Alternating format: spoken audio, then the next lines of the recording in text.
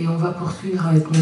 Mbeko, qui lui va nous parler plus précisément justement du Canada, tout en élargissant après sa réflexion sur les relations internationales par rapport à la question congolaise.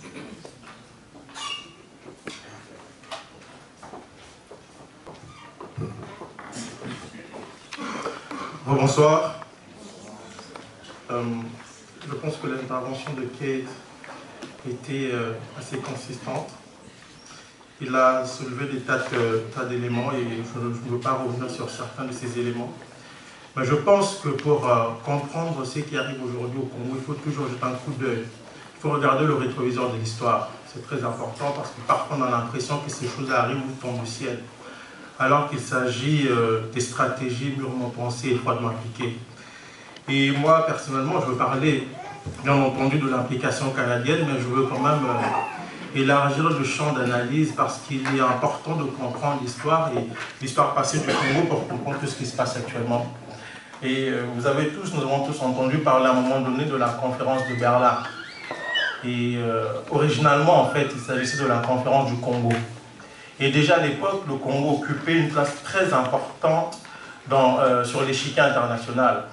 Et si le roi des Belges, Léopold II, s'est accaparé le territoire congolais, au fond, il gérait le territoire congolais pour le compte de ce qu'on appelle aujourd'hui la communauté internationale. C'est intéressant parce qu'à l'époque, les gens parlaient du Congo et on l'appelait l'État indépendant du Congo. Et j'ai toujours dit que cette appellation comportait ce que je considère comme étant une escroquerie intellectuelle. Escroquerie parce qu'à l'époque, le Congo n'était pas indépendant. Il était indépendant de qui et de quoi et pourquoi? Et pourtant, nous parlait de l'État indépendant du Congo. En anglais, en réalité, on disait Congo Free State. Congo Free State ne voulait pas dire État indépendant du Congo. En fait, on parlait d'une terre libre appartenant à tout le monde. C'était ça la réalité, en fait, du Congo. Donc, déjà à l'époque, le Congo était considéré comme étant la colonie, non pas de la Belgique, mais de la communauté internationale. De ce qu'on appelle la communauté internationale. Et si vous regardez aujourd'hui l'histoire du Congo, vous allez constater que c'est le seul pays qui mobilise toutes les grandes puissances. Quand vous vous concentrez un peu sur tout ce qui se passe en Côte d'Ivoire, dans d'autres pays de la zone franc, c'est souvent la France qui est appelée à l'aide, ou c'est la France qui intervient. Quand on parle des pays africains, des pays anglophones africains, on a souvent les États-Unis et la Grande-Bretagne, donc les pays colonisateurs. Mais quand on arrive au Congo, on voit tout le monde. On commence par la petite Belgique, qui est l'État colonisateur. Il y a la Grande-Bretagne, les États-Unis, il y a le Canada, un pays qui n'a pas de passé colonial et sur lequel je veux revenir, et aussi les Nations Unies, qui servent en réalité de bras exécutants des puissances occidentales, et je vais vous expliquer pourquoi. En 1960, je veux directement aller de l'avant, en 1960, le 30 juin 1960, le Congo obtient son indépendance. Et donc, le Premier ministre Patrice Emery Lumumba est élu Premier ministre du Congo, donc c'est le Premier ministre du Congo. Et quelques jours après, il y a des troubles qui surviennent au pays. Et Lumumba fait appel aux Nations Unies. Il a fait appel aux Nations Unies sur recommandation de l'ambassadeur américain Claire Timberlake. Je reviens sur cette partie de l'histoire pour comprendre en fait le rôle des Nations Unies au Congo, le rôle des grandes puissances et des Nations Unies à l'époque. Expérience qui va être rééditée plus tard avec la MONUSCO et encore les mêmes puissances qui aujourd'hui assujettissent le Congo. Donc en 60, quand Lumumba fait appel aux Nations Unies, il insiste pour avoir les troupes afro-asiatiques seulement. Le secrétaire général des Nations Unies refuse et donc Lumumba est obligé de dealer avec les troupes occidentales qui vont se retrouver dans la mission qui sera déployée au Congo, qu'on appelle à l'époque l'ONUC, donc l'Organisation des Nations Unies pour le Congo. Il y aura des troupes suédoises, canadiennes, irlandaises et tout ça. Et donc, parmi les troupes occidentales, les troupes canadiennes seront celles qui vont assurer en fait le commandement de la mission et auront le contrôle de tout. Donc, au sein du Conseil consultatif international qui s'était déployé en fait au sein de la mission des Nations Unies, ce sont les Canadiens qui occupaient la place la plus importante. Et donc, ce sont ces Canadiens qui officiellement essaieront de maintenir la paix, comme le dit souvent le vocable populaire quand on parle des troupes de maintien de la paix, mais en sous-main, ces gens vont soutenir la Belgique, donc la puissance colonisatrice qui tenait à déstabiliser le Congo et à contrôler ses ressources naturelles.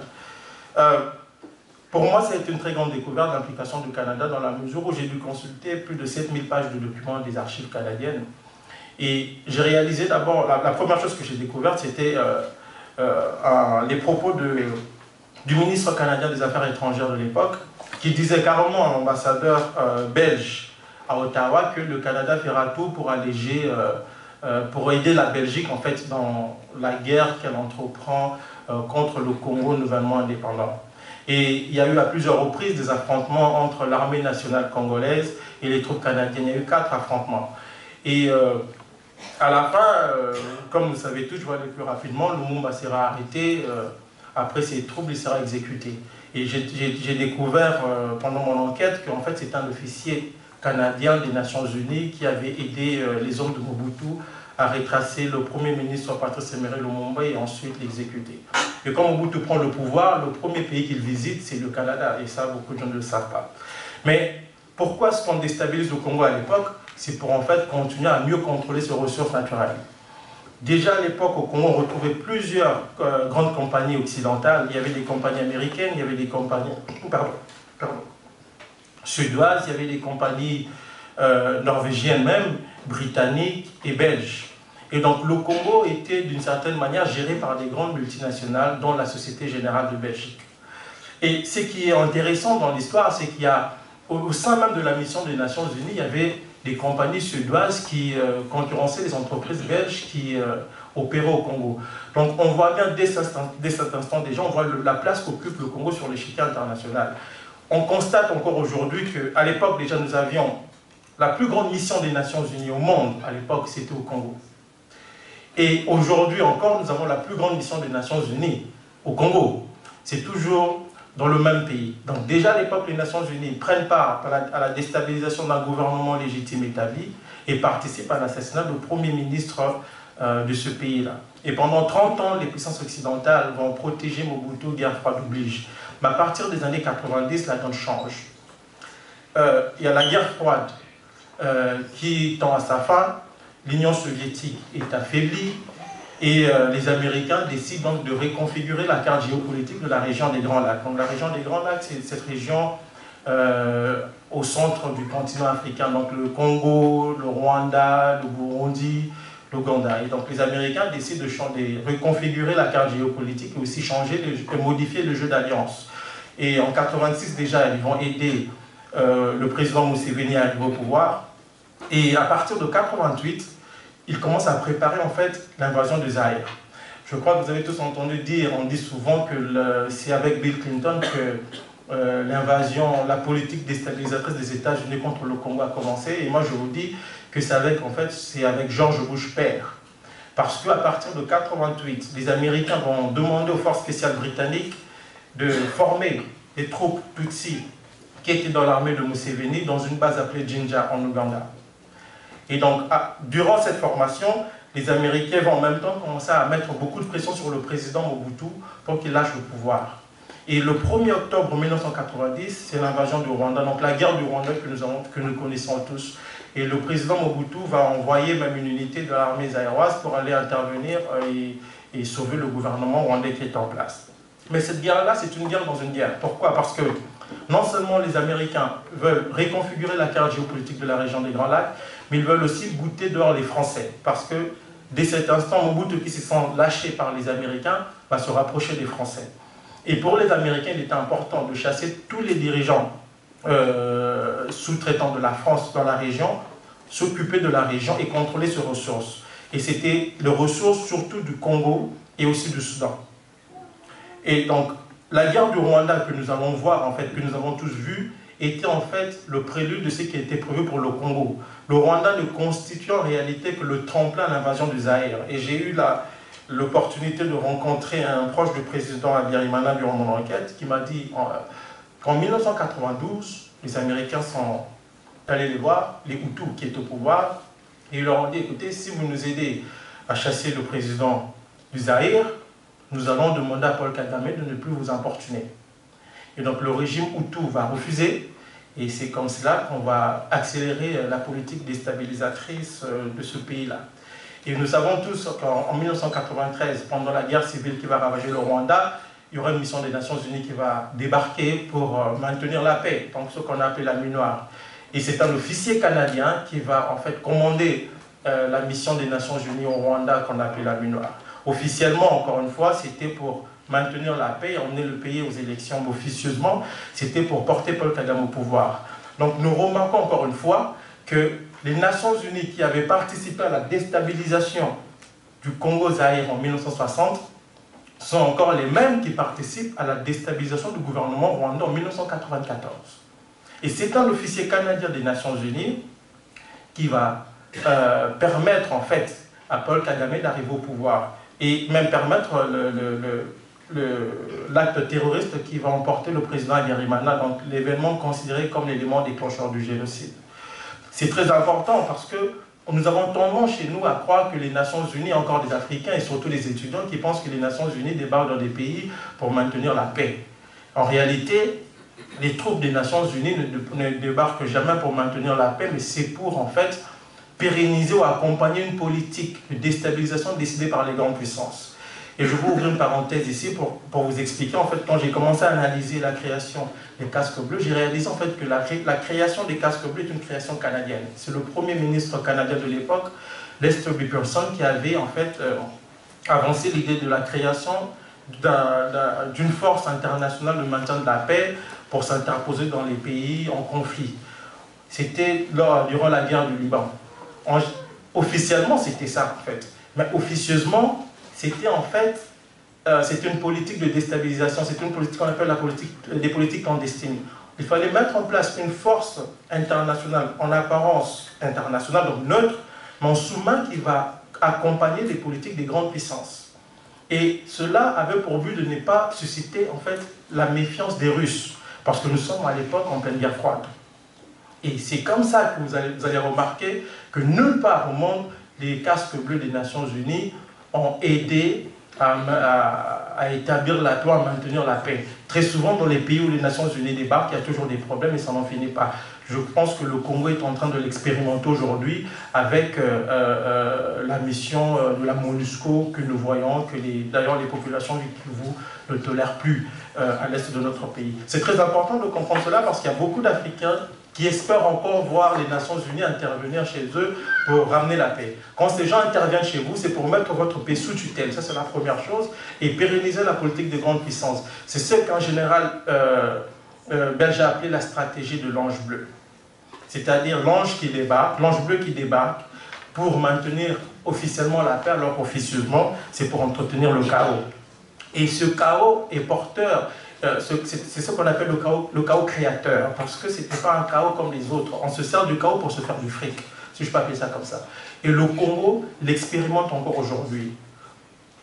Et donc, pour revenir au Rwanda, quand on a déstabilisé le Rwanda, juste après, c'est la stratégie d'invasion du Zaïre qui a été mise en branle. Et moi, je reprends dans mon livre une lettre de Paul Kagame qui dit 3 semaines après avoir pris le pouvoir que maintenant que nous avons conquis Kigali, nous devons mettre en branle notre prochain plan qui se résume à l'invasion du Zaïre, à occuper ces territoires pour contrôler ses ressources naturelles.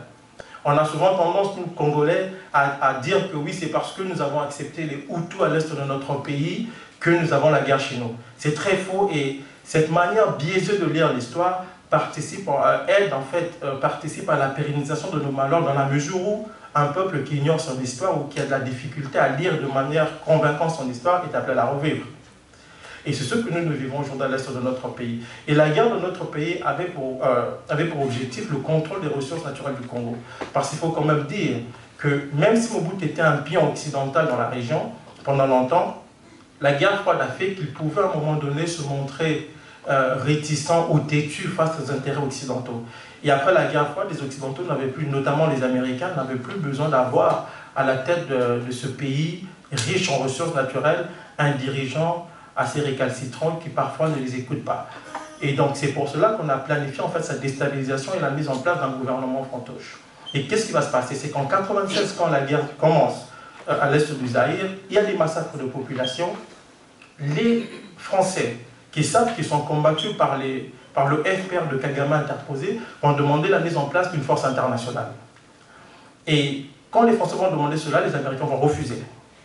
Pendant ce temps, il y avait des populations qui étaient massacrées. Donc les Américains vont refuser. Et les Canadiens vont se proposer de piloter cette force. Parce que officiellement, bon, nous savons tous que le Canada est un pays neutre. Hein. Donc nous savons tous de manière officielle que le Canada est un pays neutre. Alors qu'officieusement, il y avait eu des rencontres à la Maison-Blanche entre des responsables canadiens et des responsables américains pour piloter cette force multinationale qui devait être mise en place, la court-circuiter et permettre à Paul Kagame et ses pions congolais de marcher jusqu'à Kinshasa et chasser le président Mobutu. Et pendant la guerre déjà, des contrats ont été signés. Parce que quand la ville de Goma est tombée, des responsables des compagnies minières canadiennes ont débarqué et ont commencé à signer des contrats. L'un des contrats le plus connus, c'est le contrat avec l'AMFIELD, donc l'American Mineral Field, qui est dirigé par Jean Raymond Gould, qui est un proche de Bill Clinton. Mais il y avait d'autres compagnies comme la Barrick Gold Corporation, qui est canadien, le numéro 1 mondial de l'or. Il y avait des compagnies comme Lundin aussi. Et donc, ces compagnies vont financer la guerre en échange des lucratifs contrats miniers. Donc, c'était des contrats léonins.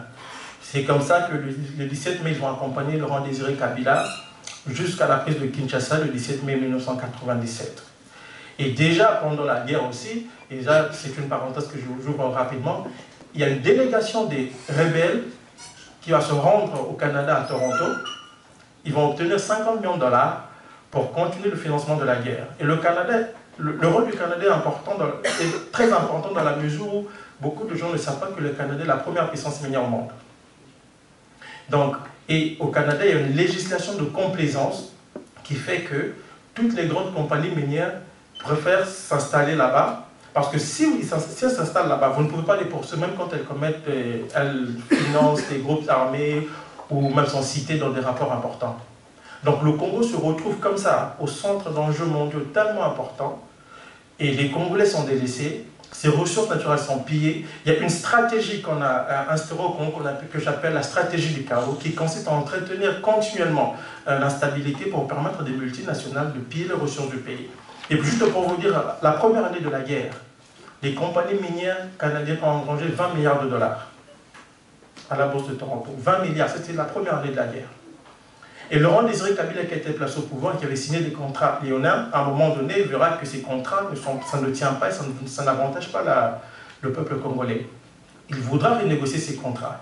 Et c'est comme cela qu'il y aura la deuxième guerre que nous connaissons tous, qu'on a appelée la première guerre mondiale africaine, qui va avec plus de 8 pays africains, mais certains pays comme le Rwanda et l'Ouganda étaient eux en fait soutenus par les États-Unis. Nous devons comprendre aujourd'hui que la guerre qui nous a imposée pour le contrôle de nos ressources naturelles n'est pas une guerre que nous menons contre le Rwanda. Le Congo est en guerre contre les États-Unis, le Canada, la Grande-Bretagne et la Belgique, qui utilisent, eux, le Rwanda et l'Ouganda comme sous-traitants dans leur politique de déstabilisation et de pillage de nos ressources naturelles. Et si nous ne comprenons pas, nous, Africains, de manière générale, que la première manifestation du capitalisme et l'esclavage est que le capitalisme ne peut fonctionner que où il y a du sang, ne peut fonctionner qu'avec du sang des peuples oppressés, nous ne sortirons pas du trou. Parce que nous avons tendance, nous, à aller chercher des solutions à nos problèmes chez ceux qui sont même à l'origine de nos problèmes. Et ça pose problème. Et puisque nous lisons mal, en fait, l'histoire de nos pays, nous lisons de manière erronée l'histoire de nos pays, nous voilà aujourd'hui encore à aller parfois nous demander mais pourquoi les Nations Unies n'interviennent pas, pourquoi la MONUSCO au Congo n'intervient pas. Mais la MONUSCO ne peut pas intervenir, parce que la MONUSCO est là pour accompagner la politique des grandes puissances en Afrique. Vous allez constater que la seule fois où la MONUSCO a intervenir contre des groupuscules armés, c'était dans la région de l'Équateur quand il y a eu cette histoire des Niélé, qui combattaient le gouvernement en place. Et plus jamais la MONUSCO n'est intervenue. Et c'est une grosse business en fait, le Congo. L'instabilité au Congo est une très grosse business.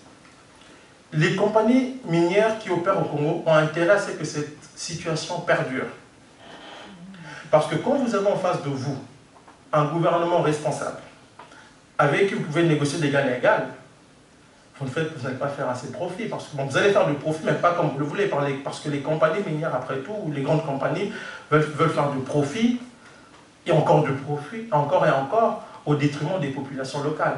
Une compagnie canadienne comme Banro, que Kif a cité tantôt, opère à l'est du Congo.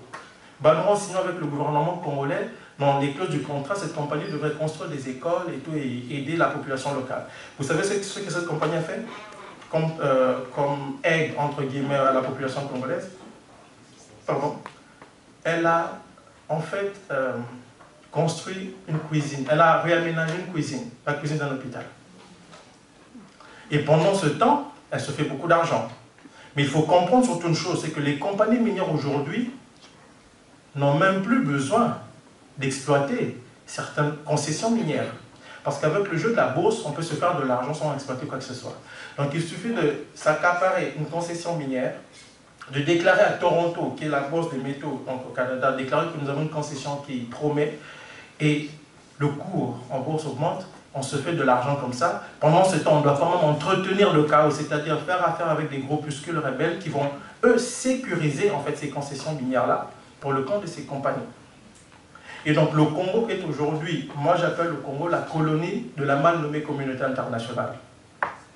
Ce n'est pas une colonie de la Belgique, c'est une colonie des grandes puissances qui tiennent à assujettir, à contrôler les ressources de ce pays-là. Et pour les Africains qui ne sont pas congolais, qui sont ici, je pense qu'ils doivent comprendre, ils ne doivent pas fermer les yeux sur tout ce qui se passe au Congo. Parce que nous, Africains, nous avons tendance à croire que ouais, quand ça se passe au Congo, ça ne va pas arriver chez nous. Je pense que les Ivoiriens sont en train d'expérimenter, ils ont expérimenté un peu ce qui s'est passé au Congo. Et ça peut arriver à tous les pays africains, parce que nous sommes aujourd'hui en face d'un système qui est défaillant, qui est en décadence. Le capitalisme est dans une phase d'autodestruction. Et ces gens n'hésiteront pas à mettre à feu et à sang des États pour contrôler leurs ressources naturelles. Et dans le cas du Congo, nous le voyons très bien, parce que les viols aujourd'hui des femmes n'arrivent pas dans les zones pauvres en ressources naturelles. Quand vous regardez les zones d'exploitation, les zones où les viols se commettent, vous allez remarquer que juste après les viols, et ça on ne vous dit pas, c'est qu'après les viols, les populations se déplacent et les compagnies minières viennent opérer. Et ça, on ne le dit pas. Dans la région de Luvungi, il y avait un viol collectif de près de 260 femmes. Juste après, il y a une compagnie qui a débarqué, qui a commencé à exploiter la région. Et il est très important pour nous de le comprendre. Et j'avais dit que j'allais élargir mon champ d'analyse. Pourquoi aujourd'hui, il n'y a pas de justice? Pourquoi la Cour pénale ne fait rien? Au Rwanda, après 2 mois, on a été capable de mettre en place un tribunal pénal international pour juger les gens soi-disant responsables du génocide. Au Congo, à peu près de 17 ans, même pas un tribunal pour le Congo, et la Cour pénale ne fait rien si ce n'est arrêter certaines marionnettes comme ceux que nous avons vus qui sont à la CPI. Pourquoi est-ce que la Cour ne fait rien? Parce que la Cour pénale, ce qu'on appelle la Cour pénale internationale, que j'appelle la Cour pénale occidentale, qui n'a d'international que le nom, est un instrument au service des puissances qui assujettissent l'Afrique. C'est un instrument qui est au service des puissances qui se sont emparées du Congo. Et je vous ouvre une parenthèse pour que vous compreniez comment cette cour a été créée. Officiellement, pour ceux qui ont fait le droit, ici on vous a dit que bon, la Cour pénale internationale a été créée par le statut de Rome et toutes ces conneries, conneries du genre. Mais en réalité, la Cour pénale internationale la création de la Cour pénale internationale résulte en fait d'un lobbying mené par 2 organismes. L'Instrument européen pour la démocratie et la coalition pour la Cour pénale internationale. Vous découvrez qu'il y a dans cette coalition, donc en fait c'est un ensemble de 2500 ONG en fait. Donc au sein de la coalition pour la Cour pénale internationale, il y a des ONG qui font affaire ou qui sont liées à la CIA, au service secret américain. Donc l'une de ces ONG s'appelle la NED, la National Endowment for Democracy, qui aujourd'hui sous-traite certaines activités de la CIA. Donc vous vous rendez compte, vous avez une cour de justice qui a été mise en place après un lobbying exercé par des ONG liées à des services de renseignement américains. Et à un moment donné, il faut que les Congolais et les Africains se posent une question. Pourquoi les États-Unis, qui ne font pas partie de la Cour pénale internationale, financent-ils cette organisation? Ce sont eux qui financent cette organisation. Ça doit nous aider à nous à comprendre les enjeux auxquels nous sommes confrontés. Parce que pour nos ressources naturelles, ces gens seront prêts à marcher sur des montagnes de cadavres. Ils le font déjà. Ils ne s'arrêteront pas. À un moment donné, il faut appeler un chat par son nom. J'ai rencontré un responsable suisse, on a essayé de discuter de tout ça, et j'ai réalisé à quel point les gens ne sont pas informés en fait, de tout ce qui se passe. Et après, nous comptons sur la Cour pénale, après, nous comptons sur ce qu'on appelle institutions internationales, qui sont en fait des institutions occidentales, au service des intérêts privés. Nous comptons sur ces institutions-là Et ces gens-là, en fait, ne peuvent pas travailler contre leurs propres intérêts. Et leurs intérêts, ce sont nos ressources. Et pour obtenir nos ressources, ils se sont rendus compte qu'ils doivent peut-être nous assujettir. Parce que le capitalisme gourmand et criminel a besoin du sang. Je le dis comme ça, c'est un peu cru, mais a besoin du sang pour prospérer. Et aussi longtemps que nous n'allons pas comprendre cela, rien n'avancera pour nous. Je ne suis pas assez dur, j'espère. Ça va? Donc, parce qu'il arrive que les gens me disent, non, si nous ne comprenons pas cela, nous n'allons pas avancer. Je le dis pourquoi? Parce que j'ai eu le temps d'observer la réaction, surtout des Africains, donc des concernés et particulièrement des Congolais. Et je me suis rendu compte qu'ils ont tendance à se référer à ceux qui sont à l'origine de leur malheur. Or, vous ne pouvez pas trouver de solution en vous référant à la narration de l'histoire qui vous a été imposée subtilement par ceux qui sont à l'origine de vos misères. Vous ne pouvez pas demander à des gens qui vous ont foutu dans un trou de venir vous sortir de ce trou alors que si vous restez là, ils se font beaucoup d'argent. Et ça, c'est une réalité. Et nous devons l'accepter. Je ne le dis pas pour accuser mes frères, entre guillemets, blancs qui sont ici. Je crois qu'ensemble, nous pouvons changer cette situation parce qu'après tout, c'est une affaire d'élite et des peuples. Ce n'est pas une affaire de race, mais c'est une affaire avant tout d'élite et des peuples. Et nous devons le comprendre. Moi, quand j'ai travaillé sur ce dossier, je ne m'attendais pas à découvrir tout ce que j'ai découvert. Je vous donne un exemple très simple. Dans le cas du Canada, puisque je parle du Canada, je suis Canadien, je viens du Canada. Paul Kagame a assassiné les prêtres canadiens au Rwanda. Le gouvernement canadien n'a jamais enquêté sur cette affaire. Et moi, j'ai découvert en fait qu'il y avait déjà eu une enquête que le gouvernement a dissimulée. Pourquoi? Parce qu'on doit protéger un sous-traitant des intérêts occidentaux en Afrique. Donc ça doit nous faire réfléchir, nous, Africains. Et nous devons comprendre que, comme le disait le journaliste britannique Joan Hari, c'est qu'il faut qu'il y ait des massacres au Congo pour que la société occidentale du XXIe siècle puisse fonctionner comme elle fonctionne aujourd'hui. Et nous avons une responsabilité envers notre peuple, nous qui sommes ici. Nous avons une lourde responsabilité dans la mesure où nous comprenons un peu tout ce qui se passe. Et vous qui êtes ici, qui êtes non-congolais aussi, vous avez une responsabilité dans tout ce qui se passe au Congo. Les Suisses particulièrement, parce que nous sommes en Suisse. Je ne vous accuse pas, mais vous avez une certaine responsabilité dans la mesure où ces crimes se font, se commettent en votre nom, au nom des intérêts suisses. Et hier, un responsable suisse m'a dit, mais vous savez, M. Mbeko, une question d'intérêt. Il y a des intérêts là-dedans. Elle n'était pas gênée pour me le dire. Peut-être qu'elle ne s'en rendait pas compte. Mais c'était gros ce qu'elle me disait. J'ai envie de sauter sur son cou, mais c'est une belle femme, donc on ne saute pas sur les belles femmes. Mais c'est une réalité. Quand je donne des conférences un peu partout, parfois, les gens, en tout cas, la communauté occidentale a de la difficulté à accepter tout ce que je dis. Cette réalité, mais c'est une réalité que nous vivons chez nous. C'est une réalité, il y a des femmes qui sont violées à l'est du Congo pour des ressources naturelles. Je ne pense pas qu'on ait besoin de participer ou d'assister au viol des femmes pour une question de ressources. Plus de 800 000 femmes ont été violées à l'est du Congo. Des gens ont été massacrés. Je vais vous raconter une anecdote. Pendant l'invasion du Zaïre, alors que des contrats se signaient, les satellites américains étaient mis en service pour explorer en fait des zones où il y avait de ressources importantes. Et pendant ce temps, vous savez ce qui s'est passé? Le Canada et les États-Unis ont mis à la disposition des troupes rwandaises leurs satellites, des satellites qui espionnaient les populations hutu-rwandaises et congolaises, les filmer, ça prenait des photos, ça envoyait aux troupes au sol et ces troupes-là massacraient des populations. Gratuitement. Et selon certains rapports, il y a eu plus de 2 millions de morts. Nous en sommes là aujourd'hui. Je ne veux pas rentrer en profondeur parce que j'aime beaucoup la discussion. J'aime présenter les faits historiques et on pourra après en débattre. On pourra débattre, après des questions, on pourra répondre, on pourra aller on pourra donner certains détails. Mais je veux simplement que nous prenons conscience d'une chose, c'est qu'en sortant d'ici, il ne faut pas que nous sortons d'ici en disant bon, nous avons juste suivi des panélistes et puis c'est fini. J'espère qu'en sortant d'ici, nous nous dirons tous que nous devons faire quelque chose et nous pouvons faire quelque chose.